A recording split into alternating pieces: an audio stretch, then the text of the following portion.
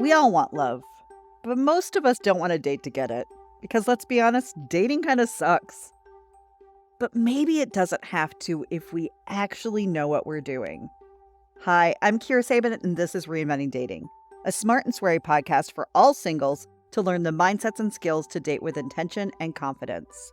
Join me weekly as I break down the science and psychology behind what's working in our dating culture and what isn't. Every week, I bring a new topic, trend, skill, or mindset that can help us get out of our own way to learn how to date for relationships that we actually want. Because love isn't broken, but dating kinda is. But I'm reinventing it. Let's do this. Well, hello there, Sugar Pants, and welcome back to another episode of Reinventing Dating. I'm Kira.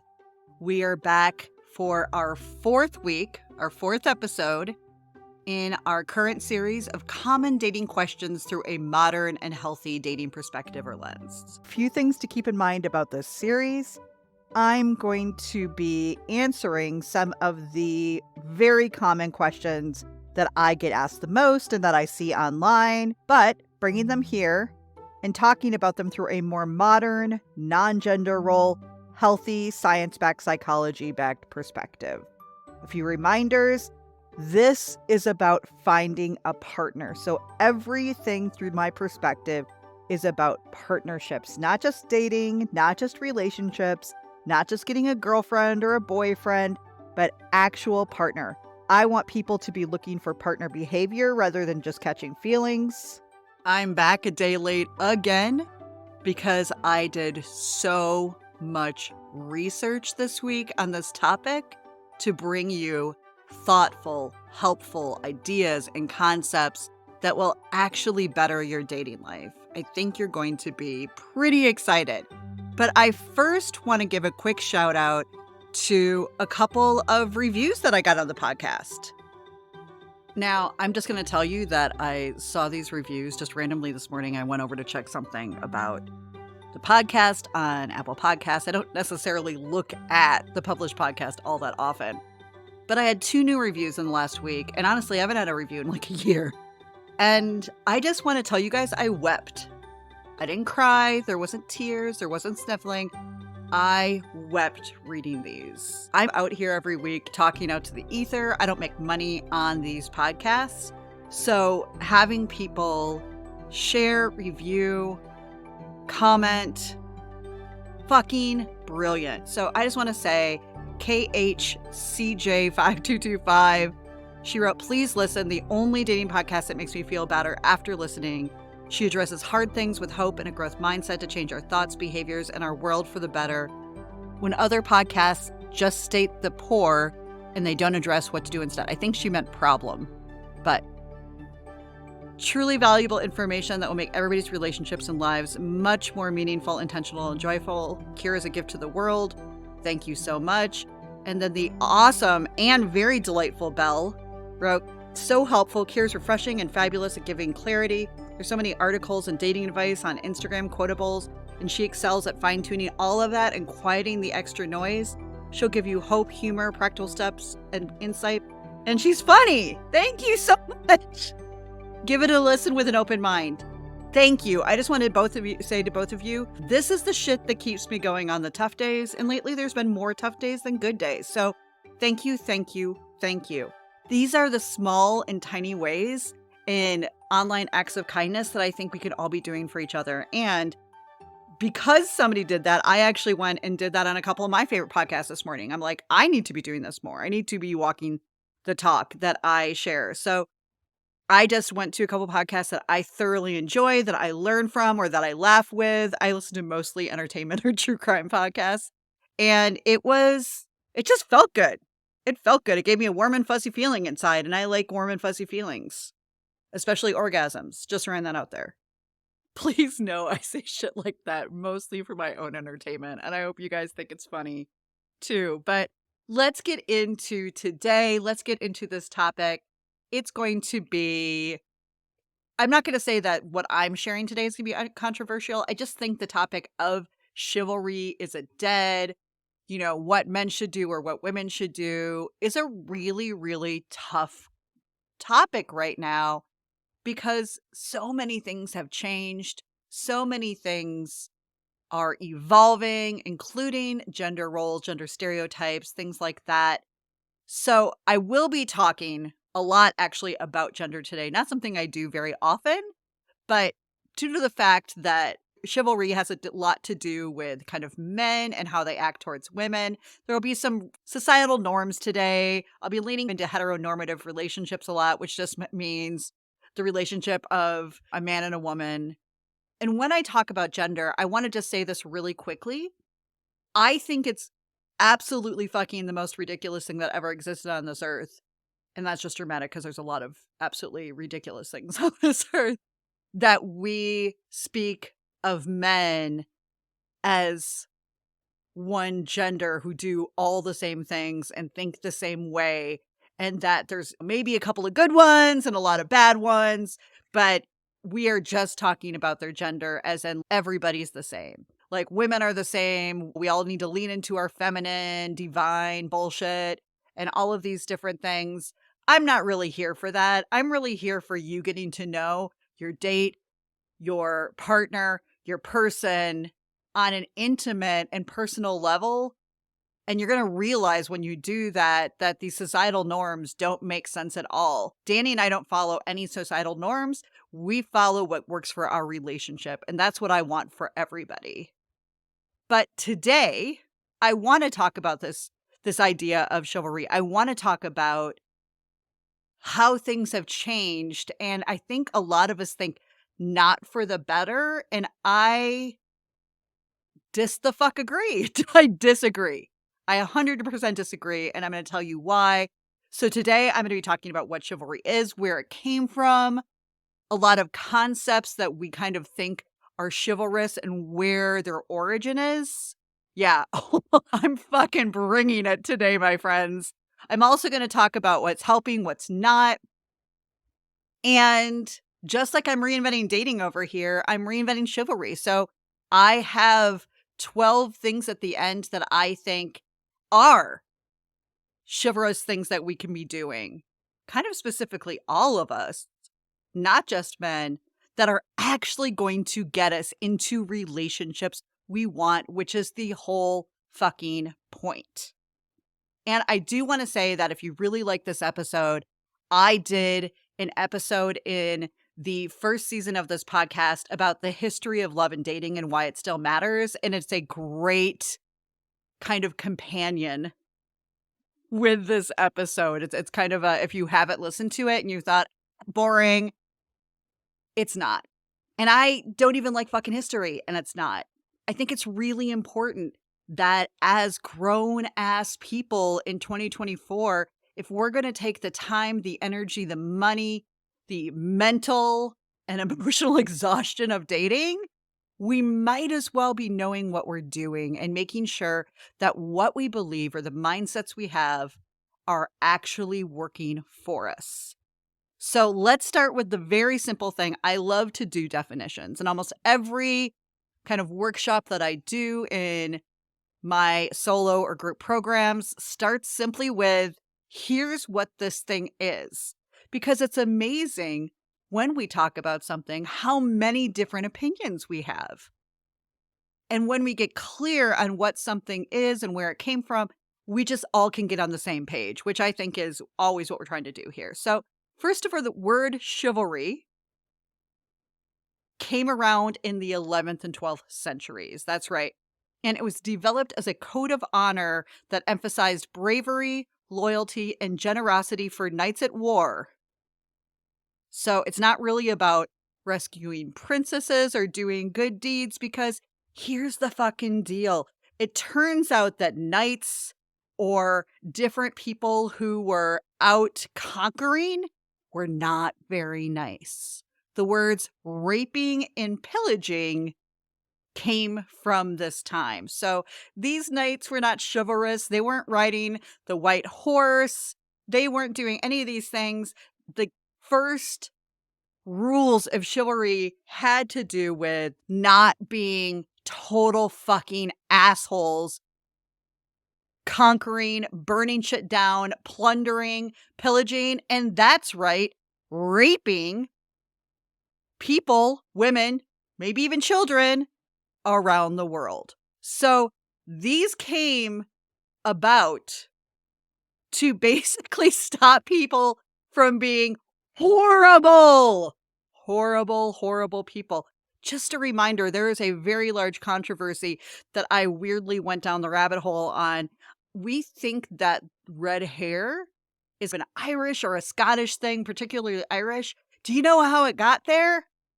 The fucking Vikings from Scandinavia, because of them taking over the land so much and raping everyone. So, just that. So chivalry was really established to keep these like thuggish medieval knights who would just go anywhere and do anything in check. Here are a couple of the original concepts for knights and chivalry.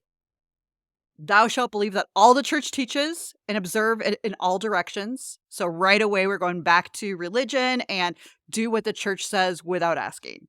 Now, whatever you feel about religion, whatever, that's fine. I grew up Methodist. I identify more now as spiritual or Buddhist. But just the same, we can say that religion, particularly in the past, was not very helpful to the average person. Thou shalt defend the church. Thou shalt love the country in which thou wast born.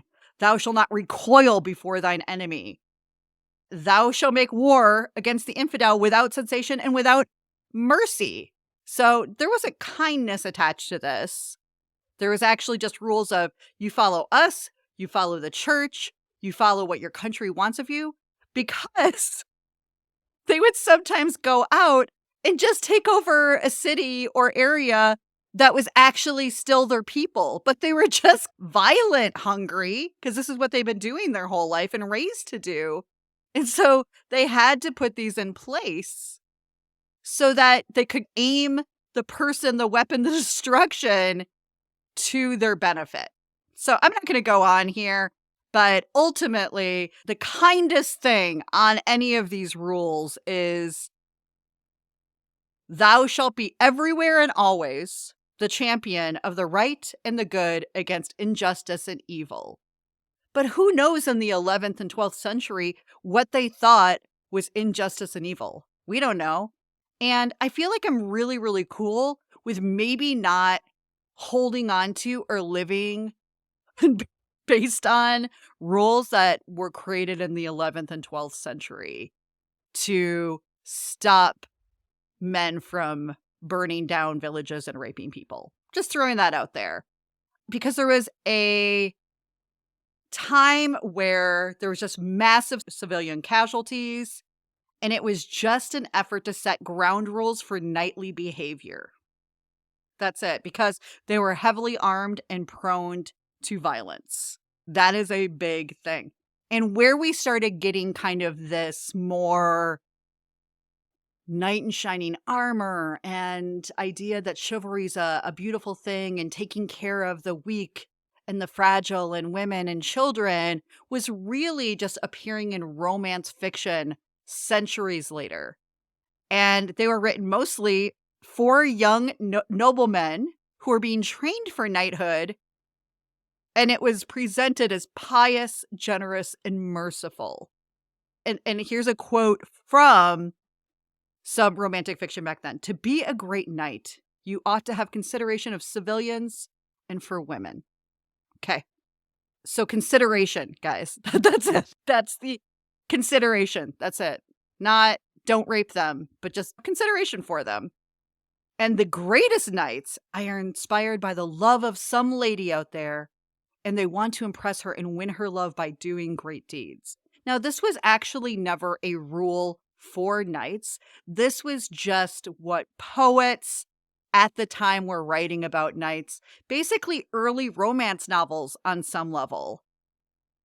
This was like the 50 Shades of Armor of the 15th century. So let's move on. Now that I gave you guys like a little bit of a history of chivalry and knighthood and these knight in shining armor, that doesn't obviously apply to 2024 in any way. Let's talk about what we now think more is modern chivalry.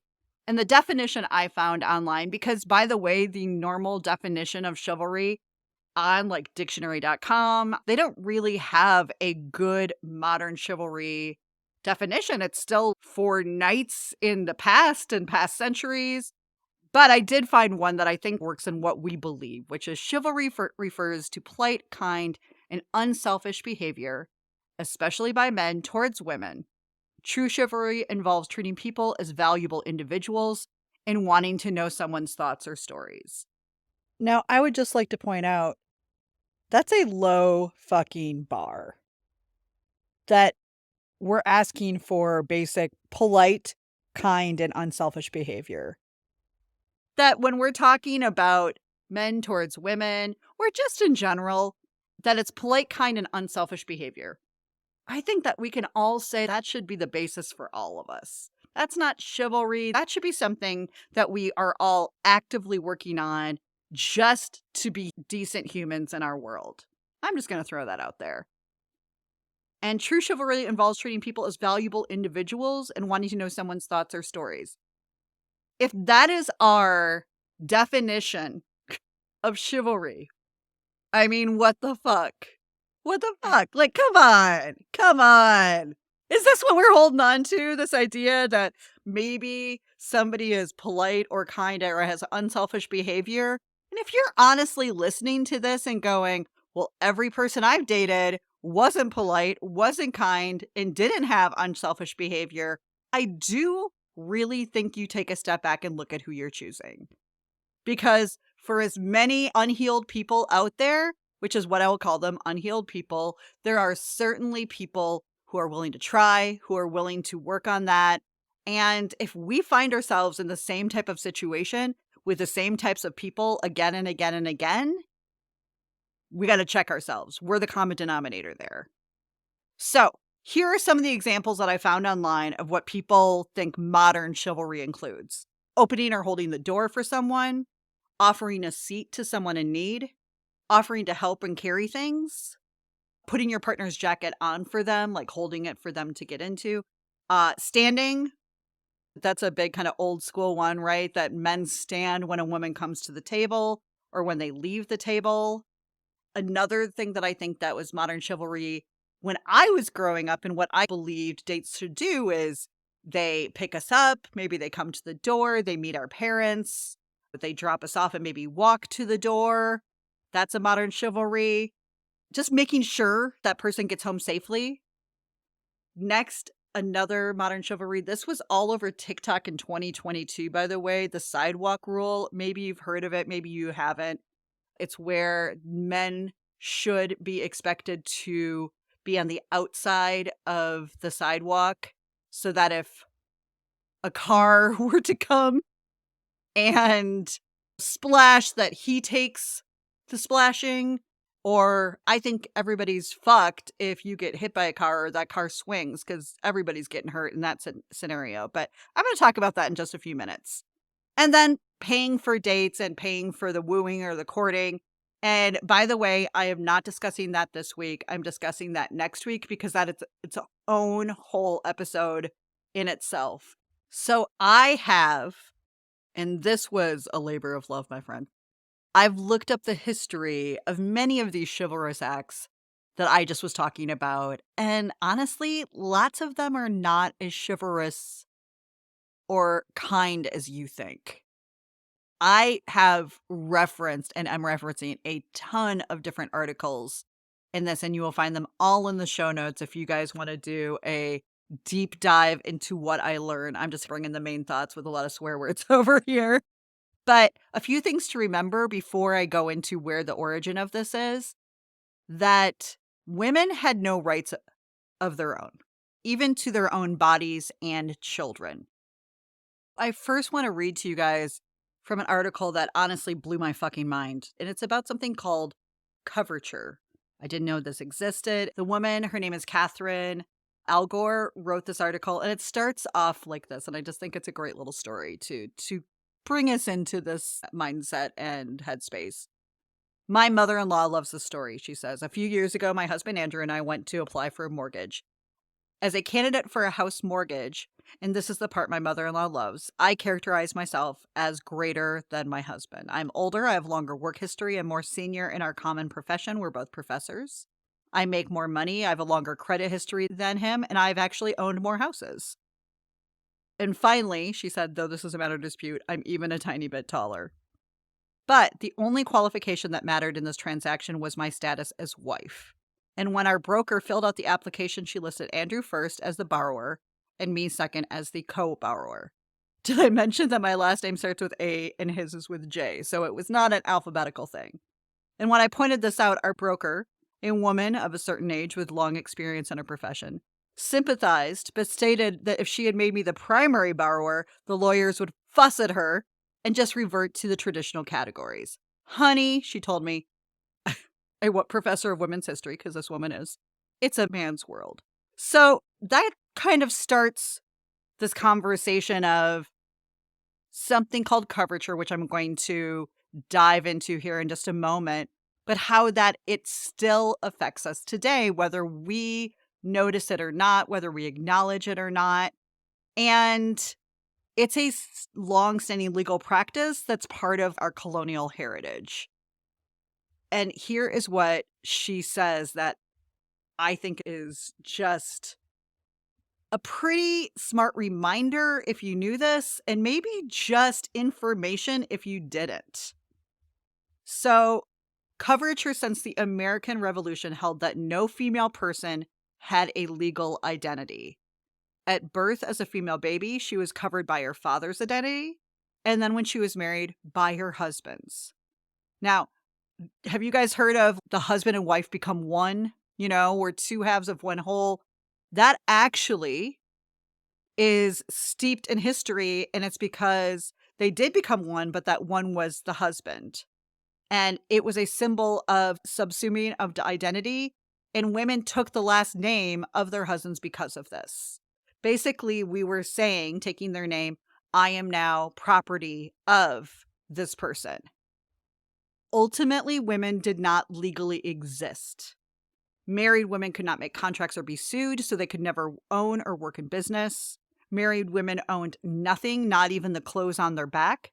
They had no rights to their children, so that if a wife divorced or left a husband, she would never see her children again. Married women had no rights to their bodies. That meant that would not only would a husband have a claim to any wages generated by his wife's labor or the fruits of her body, meaning her children, they're his, but he also had the absolute right to sexual access. And within marriage, a wife's consent was implied. So under the law, all sex-related activity, including rape, was legitimate. P.S., that didn't go away to being illegal until the 1980s. Yeah, 1980s. Not 1880s, 1980s. Which in my head is 20 years ago, but is actually like 40-ish. Within a marriage, a wife's consent was implied. His total mastery of this fellow human being stopped short, but just short of death. So they were allowed to beat their wives as long as they didn't beat them to death. They were allowed to beat the children. It didn't matter because everything that a man did was legal and women had no rights. And as a reminder, I found this other great quote in another article. All of this will be in the show notes. If both lower and middle and upper class family marriages were more of a business deal than a relationship, love was not a factor in any marriage in the 17th century of England or America. A woman typically married in her early 20s. Arranged marriages occurred primarily for reasons and resources such as money and land. It was expected that a man would beat his wife and it not be seen as an issue. Children did not have close relationships with their parents or siblings either. There was a high infant mortality rate, and that was a common issue, and the reason why many women had a high number of childbirths but a lower number of children. That's why so many people had kids in the olden days, and I'm not just telling you this for, ooh, you should look at it. You might be like, what does that have to do with me? But it all matters, so stay with me. And if you've ever done anything on Ancestry.com, if you've ever looked at your just ancestors, a lot of times you'll notice like 6, 7, 8, 9, 10, 11 children. And typically, most mothers had up to 8 children in hopes that some would survive and be able to work for the family. You are there to populate, you are there to have children and raise them. And high infant mortality rates were a major issue during this time. My grandfather, not great grandfather, not great great grandfather, my grandfather, they had a child whose grave just says Baby Schlamer. That's my mom's maiden name. Baby Schlamer, because he didn't live to be a year. They never even gave him a name because he was born sick. So that was in the early 1900s. Now, the mother of the household would often have many children because not many children were able to survive early childhood. So, whatever you think of chivalry, understand from this moment forward that most acts of chivalrous, as I'm going to share with you in just a second, were done more for power, for control, sometimes for fashion or function, but they were not done out of kindness, love, or integrity on any level. So let's break down the history of many common chivalry things that we think are chivalrous and where they came from. And by the way, there's going to be a theme to all of these. And here's the theme: big fucking uncomfortable dresses, lots of kids and pregnancy, and no fucking rights or money. That's going to be the theme here. Number one, I have to mention this first because it's a reminder that during a lot of history, up until the early 1900s even, women's dresses were nutso in the butso. So they had corsets, many of them laced so hard that it led to health problems such as chronic indigestion, cardiac palpitations, breast abscesses, and displaced livers. And by the time they moved on to all of the layers or hoop skirts, that cost of beauty was terrible. Hoop skirts were horribly heavy, which led to damage to the top of the hips. And let's not forget the inability to sit down and just walking through the door to be a normal and functional human being. And the most terrifying story about hoop skirts or big dresses and its inconvenience leads to what happened in 1863 in Santiago, Chile, when a church was on fire and women who were there tried to escape the flames, but their hoop skirts blocked the exit that led to 3,000 people's death. 3,000 people died because women's dresses were so big and so uncomfortable they couldn't get through the door. All right? So, keeping that in mind as we move forward, giving up the seat. Now, who here thinks that a man giving up a seat for a woman or an elderly person is chivalrous? Well, that's actually from the Victorian era, where giving up a seat comes from a man not wanting to have his head lower than a woman. They also stood above the women to be protective of their property, because you are property, by the way, in the eyes of the law and usually in the eyes of your husband. Next, holding the door open. Who here is constantly scanning for, well, are they holding the door open for me? Are they doing these kind and courteous things? Well, holding the door open for women comes because women's dresses were so large at the bottom that they couldn't reach the doorknobs. So women actually needed doors to be open for them. And then also, especially middle class or lower class women were carrying children because there was no birth control. So you had some level of pregnancy or a baby or a child that needed to be held at all times. So the reason that the door was held open for you was because you legitimately, because of fashion and lifestyle, could not open it yourself. This is going to be a theme on a lot of these. Retrieving dropped items for a woman. That's, I think, a thing that if she drops something, somebody picks it up for her. Once again, you had a child in your hand, or you had a dress that's so big and a corset so tight, you couldn't lean down to pick things up.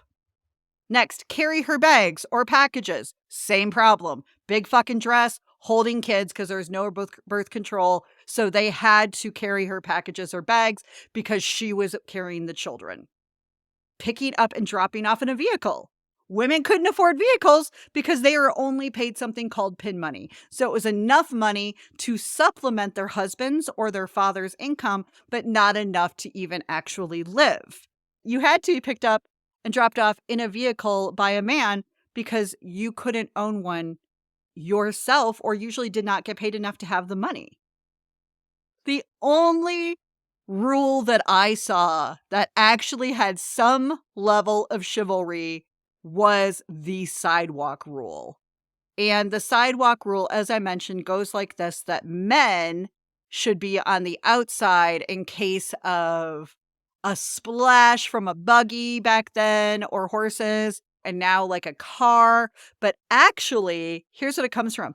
The sewage and excrement and dead animals were so bad in historical America and Europe specifically that really men were doing that because otherwise women would be dragging their dresses and themselves in poop, pee, vomit, dead animals, and excrement. So this is the only thing that I think was maybe even slightly or remotely actually chivalrous. But once again, I think it probably came down a lot to property. It's a lot messier and harder for a woman's dress to get dirty and colder and wetter than it would be for a man because it was not even legal to wear pants as a woman until 1923.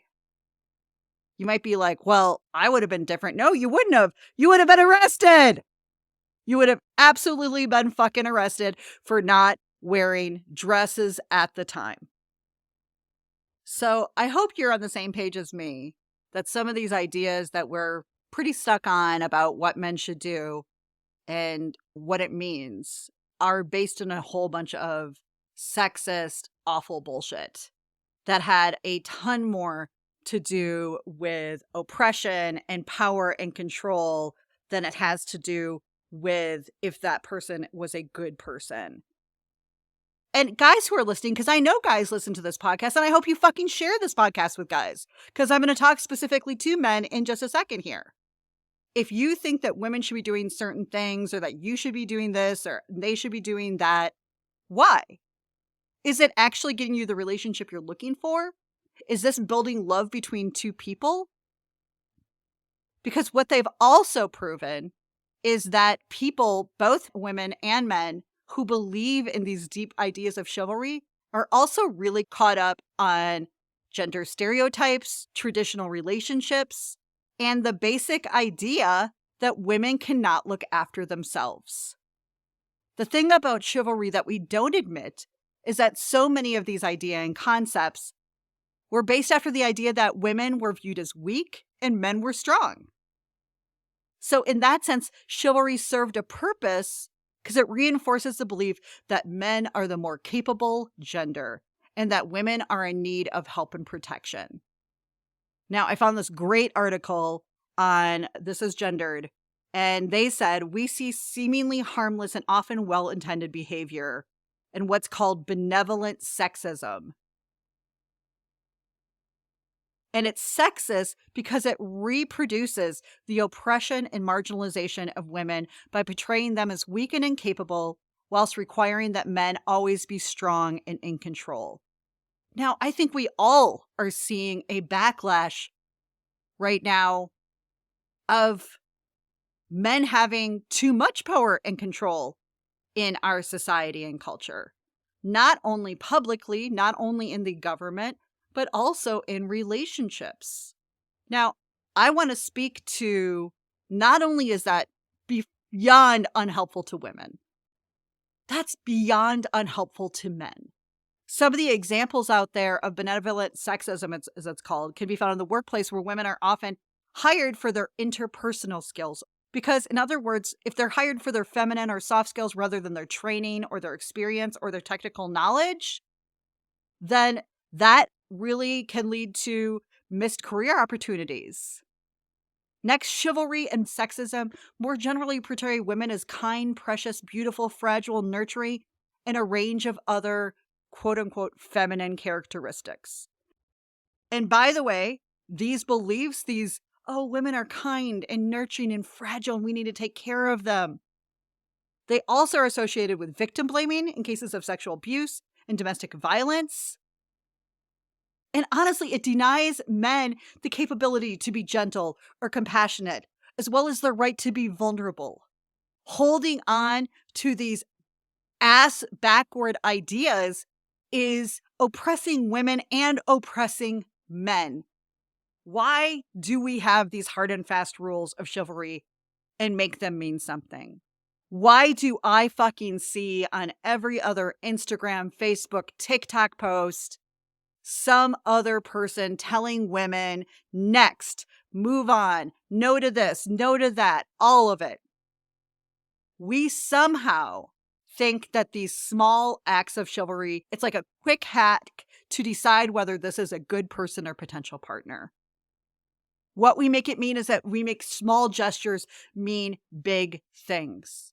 But here is a reminder. Somebody opening the door for you doesn't mean that they're a good partner for you. Somebody who pulls out your seat doesn't mean that they are ready for a relationship or emotionally available.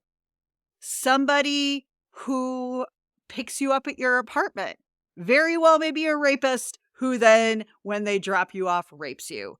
Because that's fucking real. And there's a percentage of first dates, particularly off of dating apps, that end in rape because we are not fucking protecting women. And that's what I think chivalry is. But I'm going to get there. I think that we think these small gestures mean love and intention. They mean interest. They mean integrity. They mean maybe a good upbringing or values. But the biggest issue I have about any of these rules, any of these ideas or acts of chivalry, is that none of us have agreed on these. One woman might have this idea of this is what I want and I'm thinking about, but never communicating that with their date or their partner. If we are not agreeing this is the norm, if we are not agreeing that this is what everybody wants or needs, then this is not working for us.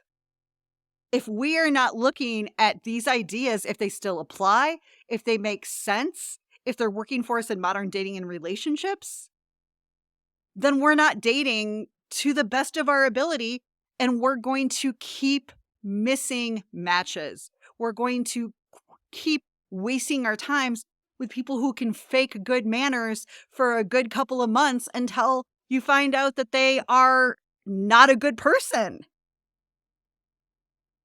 And I see women all over just particularly chalking people up to, this is one of the good ones, green flag, this is one of the bad ones, red flag, without having any really critical thought into if that makes sense, if that's actually lines up with what they're looking for and the relationship that they want. And can we as a society really count on these small things to make great relationships? Fuck no. I want to share one of my deep dives yesterday brought up a video from TikTok that was just actually in the last week. And this young guy, he's got quite the hair, by the way. Oh my God, did I sound 75 there? But I took the video, I transcribed it because I want to read what he said. Because whether or not you agree with it, and I don't even know if I fully agree with it, I think he makes a really, really good point. So I'm just going to read this to you, and I will put this in the show notes for you to watch yourself. He says, people love to assume that TikTok has drastically improved my dating life. It's actually ruined it. It's probably ruined yours too, and I'll give you a perfectly good example about what I'm talking about. I was on a date a couple of weeks ago with this girl, and we were walking down the sidewalk. I'm walking on the side closer to the buildings. She's walking on the side closer to the road. And this starts a huge argument where she tells me that I'm not chivalrous because I'm not walking on the side closer to the road and the cars. And I'm thinking about this like reasonably. Like, that doesn't make a sense. If a car loses control and comes careening towards the sidewalk, it doesn't matter if I'm going to be on the side closer to the cars. It's not like it's going to just hit me, bounce off me, and get deflected in the other direction, leaving the girl unscathed. No, it's going to smash through both of us and we're both going to be gone. We'll be done. But anybody who's ever lived in a city knows, and he goes, and I live in LA, so this applies here, They're all kind of weird sketchballs that like to catcall women and harass them on the street. And they don't hang out on the side close to the road. They're sitting on stoops. They're leaning up against buildings. That's where they do all their weird, sketchy stuff from. So my thought is, okay, let me be protective of her and act as a barrier between her and all these weirdos. But she's not willing to hear that at all. Instead, she calls me a walking red flag. And of course, I mean, you could assume the date, fell apart from there, deteriorated. I did not text her back. I've not seen her since. I've not talked to her since, and for good reason. But here's the problem. Just because anybody can get on this app, and if they make a compelling enough case, if they talk about it with enough charisma, they can convince hundreds of thousands of people that doing things one way or another way is not chivalrous or it makes someone a red flag. Do not just write your partner off because they do one small little thing that TikTok told you to use your brain. Now, I don't think he's wrong. I don't know if I think he's 100% right, but I don't think he's wrong. I don't know if his catcalling harassment theory holds up, but I do think all of this warrants bigger conversations. And I think he's right to go, well, wait a second. You had an expectation that you never shared with me. You know, I don't actually have that same perspective of you. And she basically just said, I'm over this because of it. This is a way that we date in fear, not love. This is a way that we keep ourselves safe, but with walls, not boundaries. And by the way, we keep ourselves safe not only from harm, but also from love. When we believe some of these old school ideas, I'm not going to tell you to not believe them, right? I'm not coming on here to say, think only the way that I think, although my shit is 15 years in and researched like crazy. But what I do want you to do is if you are really stuck on an idea, I want you to ask yourself, why? Why is this so important to me that this person does this thing? What am I making it mean about who they are or what they are to me? We need to ask ourselves better questions, and we need to let men in on these conversations of what feels good and what doesn't. But if the only reason you have an idea is because you heard it in a 2-minute TikTok video, I think we can do better. I think that there's plenty of good concepts that can be taught online. I do it myself. But I think we also have to step back and critically think about, and here is a really, really simple and good question. If I'm dating like this, if I have this expectation of my potential partner, what am I making that mean? And is it getting me the relationship I want? But ultimately, so many of these small things like holding the door for you, which is just common human decency. I hold the door for people all the fucking time. People hold the door for me all the fucking time. That's a little bit of Midwestern nice, but I don't give a shit if somebody holds the door open for me or not. Who knows what's going through their mind? Who knows what they were told by somebody who didn't like it? The thing is that things are changing. Whether you like it or not, whether I like it or not, by the way, I really fucking like it. But they are changing, and to not put any kind of critical thought into what's working, what's not, what's helping, what's not, we have to raise the bar. If your bar is so low that somebody's paying for your date or opening the door for you equals a good person and a potential partner, huh? Is that it? That's all they have to do for you to go, oh my God, this is the one?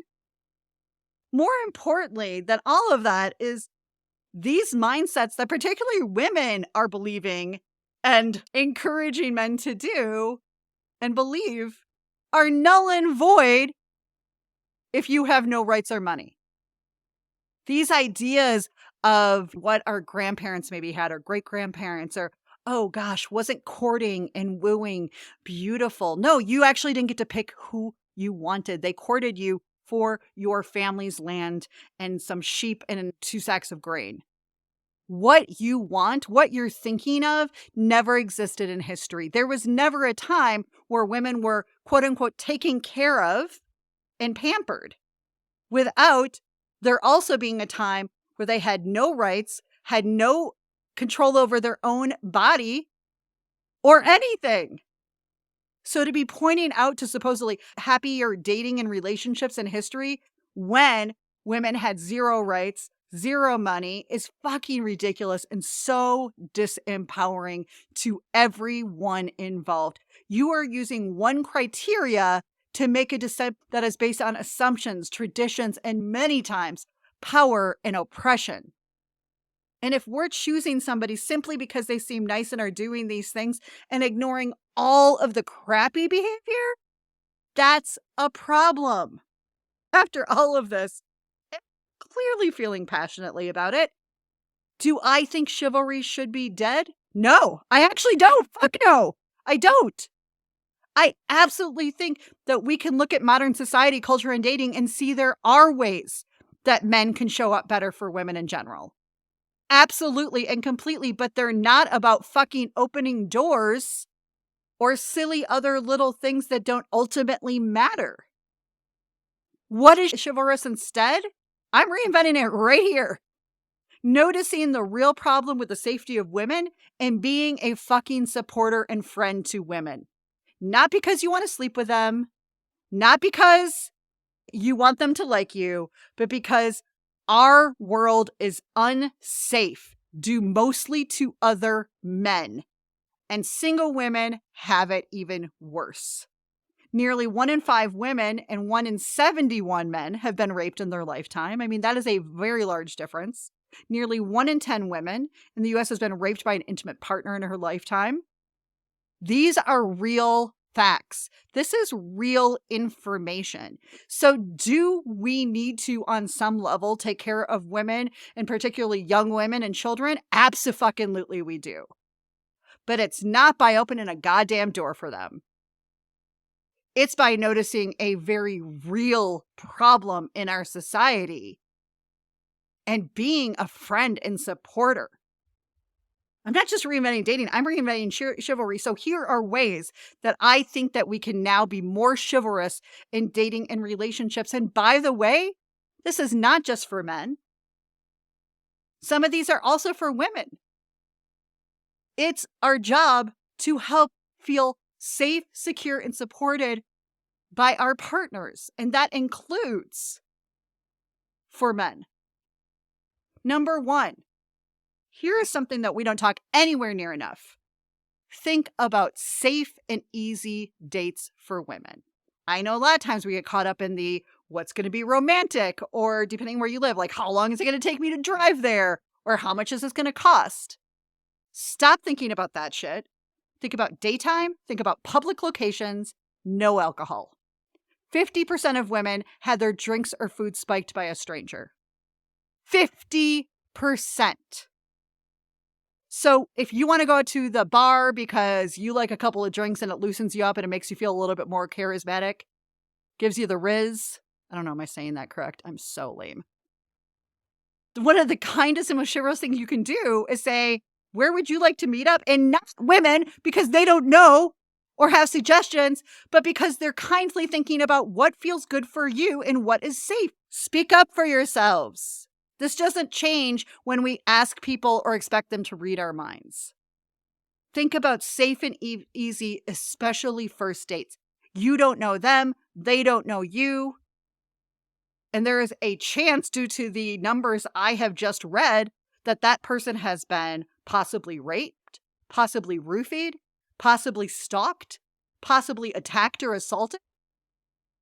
That is real. Number 2, if someone sets a boundary, respect it and ask how you can make them feel safer on your dates. Don't take it personally if they want to go somewhere different or if they ask you to not pick them up. That's what I recommend women doing. Due to the fact of first date rapes, people should not know where you live until you know them well enough that you can trust them.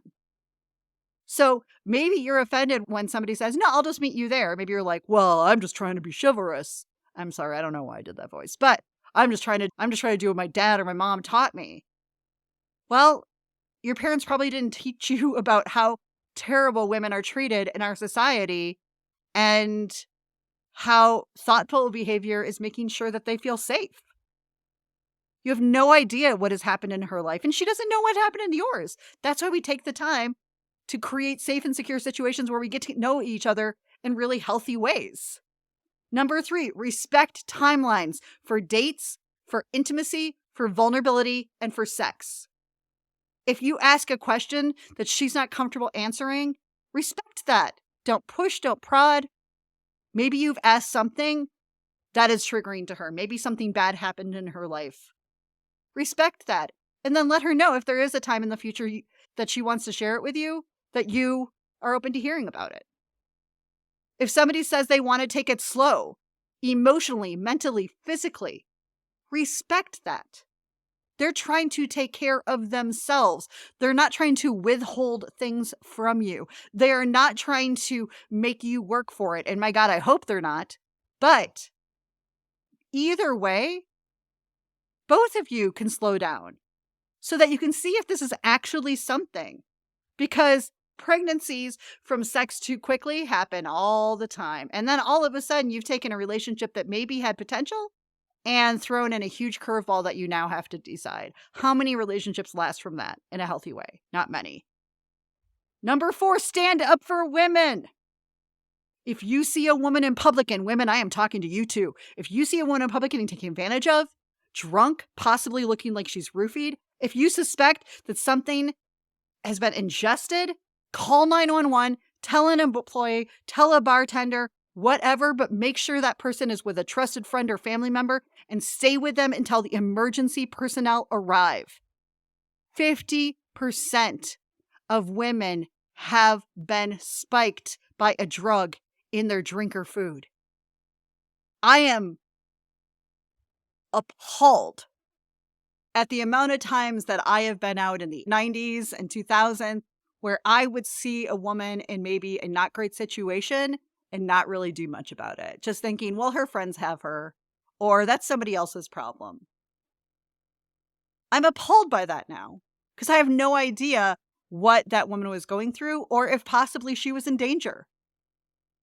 But the least we can do is ask them. The least we can do is say, are you okay here? Are you feeling safe here? That's the least that we can do. Number 5, standing up for what is right. If you hear jokes at women's expenses, dangerous conversation, jokes about rape, about harassment, about stalking, speak up. Say that's not okay. Silence is still part of the problem. Nothing changes if nothing changes here. Number 6, do what you say you will do. If you say you're going to text tomorrow, text. If you say you're going to call in a couple days, call in a couple days. If you're like, let's do a date next week, follow up on that. It's not your job to do so, but due to the fact of women and attachment styles and things like that, you are going to get so much further if you continue to create a safe and secure space for them to learn how to trust you. It's part of a safety issue, and inconsistency can sometimes trigger us, and then we sabotage it. If you make sure that you are consistent and safe, and by the way, she should be too, right? I'm not saying that shouldn't be. I'm not saying this is a one-horse rodeo. This is for both people. It's a win-win. Number 7, wanting a partner, not a parent or maid, who will do shit for you that you don't want to do is the new chivalry. If you're expecting that somebody's going to now be your mom and clean up after you and wash the dishes and cook and clean for you while they also are working a full-time job just like you without any discussion, nobody's going to feel good in that relationship. Not only is that oppressive and traditional and not working anymore, it actually doesn't get you a relationship where everybody feels good, where love can show up every day, which is the fucking goal here. Number 8, sharing what you are looking for up front. Defining that relationship and actually committing to it is the new chivalry. What do I mean by that? If you're only looking to date casually, you say that on the first date or even before. You just say, hey, I'm casually dating right now. I'm not looking for a relationship. Women, fucking listen to them. Listen to them. If somebody says, I'm not interested in a relationship, that's not a challenge. That is not a Barney moment where you say challenge accepted. and then you bend over backwards and give blowjobs for the next 4 months trying to win them over to love you. No. You go, hey, thank you for telling me. Good to know. I'm looking for a relationship if you are. So I'm going to probably move on to somebody else who is looking for the same thing as me. That's just smart. Number 9, being able to share your emotions kindly and honestly is the new chivalry. About the only emotion we've allowed for men is anger. Think about it. We don't even see a ton of happy men. I know this is a real thing because joy and happiness is vulnerable. And we don't really encourage men to be vulnerable, which is really a big part of the problem. One of my favorite parts of my relationship with my husband, Danny, is when he feels so comfortable to just get silly, to just laugh until he cries. I cherish those moments because that's not who he was in the beginning of our relationship. We had to build a level of trust and security to get there. But seeing him just laugh crazy unconditionally, that is more special and more important to me than almost any fucking active chivalry out there. So being able to express what you're feeling, express what you need, whether that be space, whether it be a boundary, whether it be a conversation, being able to do so kindly and honestly is absolutely new chivalry and is going to get you a much better relationship. If the only way you know how to express yourself is when you blow up, that's when you need to get to therapy. Number 10, asking about our day and listening. One of the leftover gender stereotypes is that women are talky, and they're talking about nothing. No, they're just not talking about things that we've told men that they should value. This person's your partner, and part of caring for them, part of loving them, part of respecting them is also listening to them and hearing them. All of these are for both people involved.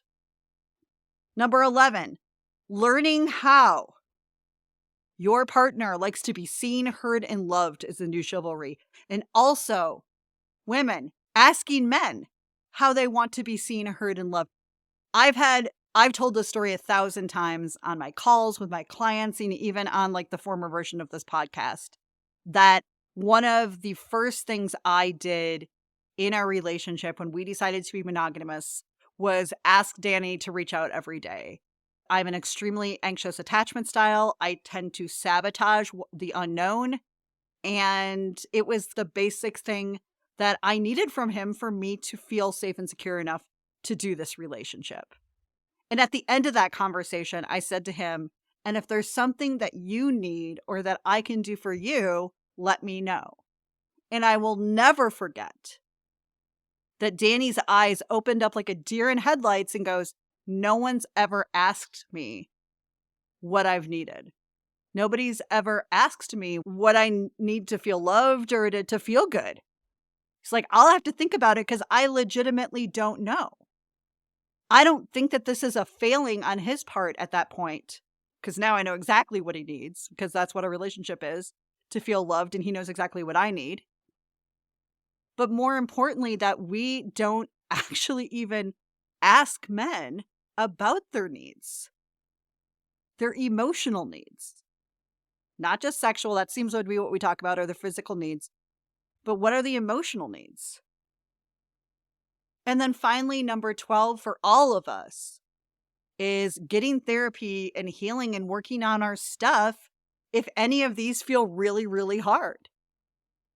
If we find ourselves choosing people that are unhealthy and unhelpful, if we find ourselves continuing to be in situations that aren't good, if we continue to notice that we're not treating the people in our lives as well as we want to, there are professionals who can help with that. That's not even me. I'm that next step. I'm like, when you want to start dating, how to do it really smartly, strategically, and personally for you. But this whole world, especially dating and relationships, get better when we can all heal a little bit. We have to stop getting stuck on who's opening the doors or where they walk. And we need to start looking at actual qualities that exist in an emotionally and physically available partner. That is for all of us to do.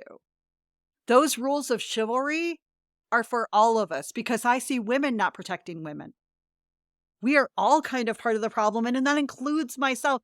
I am educating and teaching myself and then coming over here and trying to educate and teach you so we can all start having bigger and better conversations around this.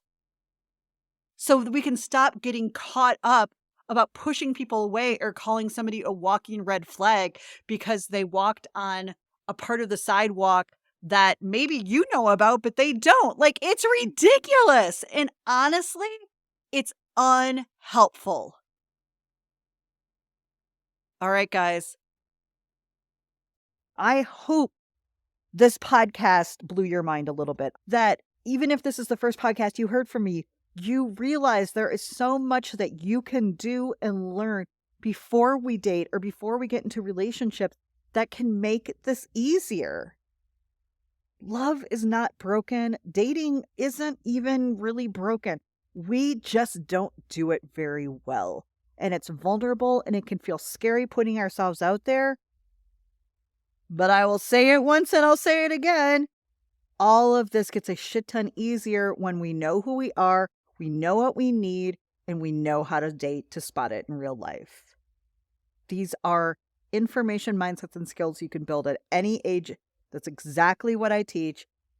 And it makes this whole dating, love, and relationship thing feel less intimidating, less hard, because you know how to take care of yourself, you know what you're looking for, and you can create a relationship where love is felt by both people every single day, which is the whole point.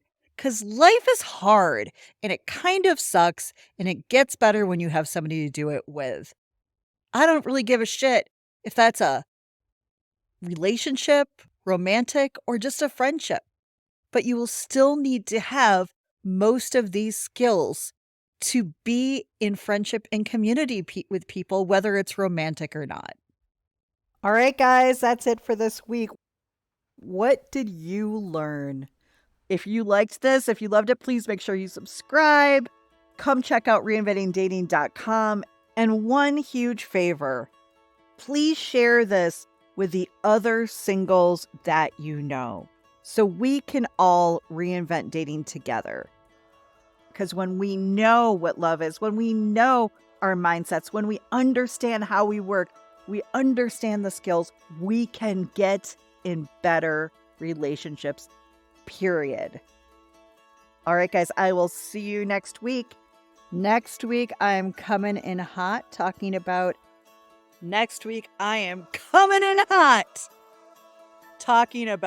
who should pay specifically for the first date and then how to navigate that also moving forward. It's gonna be a good one. Until then, my sugar pantses, meet love halfway.